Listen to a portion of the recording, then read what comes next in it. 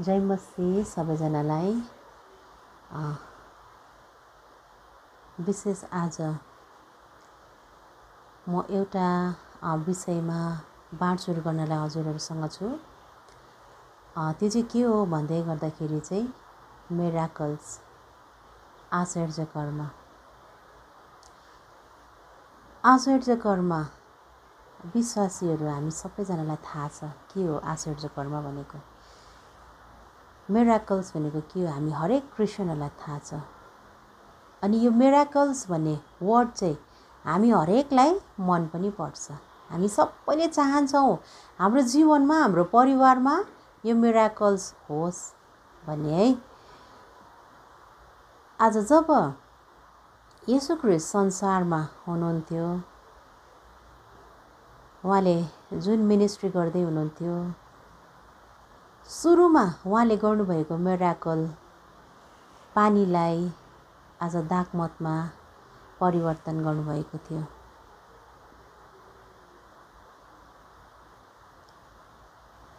आज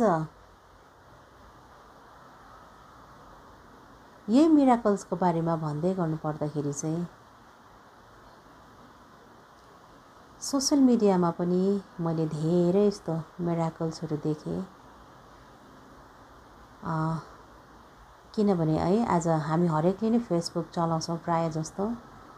अनि मैले हेर्दै थिएँ, अनि कतिजनाले आज मलाई फोन कल्सहरूद्वारा पनि मलाई सोध्नु हुँदै थियो। कति आज भेटघाट गर्दै गर्दा पनि हामी बातचित गर्दै थियौँ। तपाईँहरू सबैजनालाई पनि म यही कुरा भन्न चाहन्छु यस भिडियो मार्फत। त्यो ठाउँमा त्यो मानिसद्वारा है आज हामीले सोसल मिडियामा हेर्दै गरेको आज त्यो हरेक प्रभुको सेवाकाईमा नै आज मिराकल्स प्रभुबाटै हो भन्ने चाहिँ त्यो चाहिँ जरुरी छैन। सबै कुरा चाहिँ परमेश्वरबाटै हो भन्ने चाहिँ जरुरी छैन। कतिजना चाहिँ आज मान्छेहरू आफै फेमस हुनको लागि है यस्तो कुराहरू गरिराखेको छ। कतिजनाले आज रुपियाँ पैसा कमाउनुको लागि यो कुराहरू गरिराखेको छ। कतिजना नेम फेमको लागि है यो सबै कुराहरू गरिराखेको छ। अनि आज हामीले त्यो सोसल मिडियामा देखेको जति सबै नै चाहिँ आज यो चाहिँ प्रभुबाटै हो भन्ने चाहिँ त्यो चाहिँ आज हामीले ठोक्वा लाएर चाहिँ भन्नु सक्दैनौँ। किनभने मानिस जातिले चाहिँ नि कतिचोटि चाहिँ सबैजना होइन तर कतिजनाले चाहिँ आफ्नो स्वार्थमा, आफ्नो मतलबमा यो कुराहरू गरिराख्नु भएको छ मिराकल्सको नाममा। किनभने मिराकल्स भन्दै गर्दा, आश्चर्य कर्म भन्दै गर्दा चाहिँ विश्वासीहरू चाहिँ एउटा ठाउँदेखि अर्को ठाउँ चाहिँ कुद्नेहरू हुन्छ नि त। प्राय विश्वासीहरू चाहिँ मिराकल्स जहाँ हुन्छ मनपर्छ विश्वासीहरूलाई, अनि त्यो ठाउँतिर कुद्छ। अनि आज के भइराखेको छ, भ्रममा परिरहेको छ। त्यसै कारणले गर्दा आज आफै भ्रममा परेर जसले प्रभुको बारेमा सुनेको छैन, जानेको छैन, त्यस्तो व्यक्तिहरूलाई कसरी हामीले सुसमाचार सुनाउने। अनि आज यहाँबाट मलाई के भन्न मन लाग्यो भने हामीले आज त्यो कुद्नुभन्दा पनि है बरु एक ठाउँमा हामी बसौँ, परमेश्वरसँग समय बिताउँ, उहाँलाई हामी प्रार्थना गरौँ, उहाँलाई भनौँ, आत्मा छुट्ने वरदान उहाँसँग हामीले मागौँ। हरेक विश्वासीहरूलाई म यो भन्न चाहन्छु, आत्मा छुट्ने वरदान यी दिनहरूमा हामीलाई आवश्यकता छ।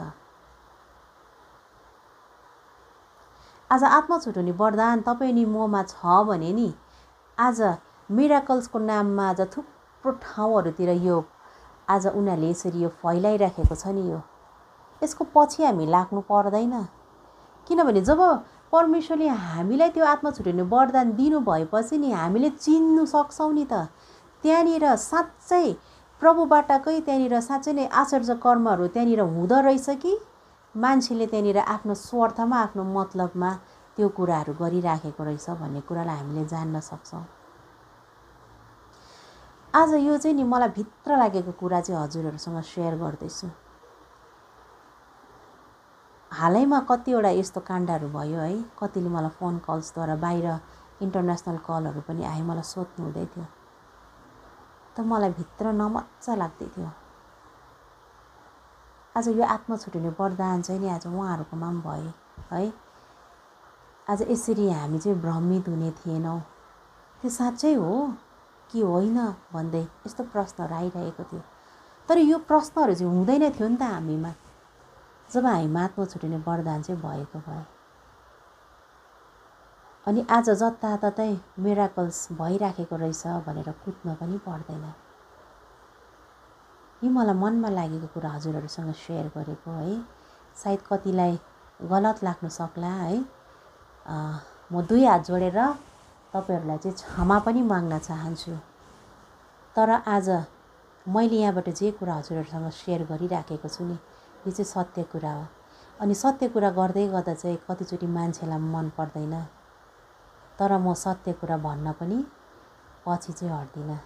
अनि जे कुरा यो सत्य छ त्यो चाहिँ हजुरहरूसँग मलाई राख्न मन लागेको हो।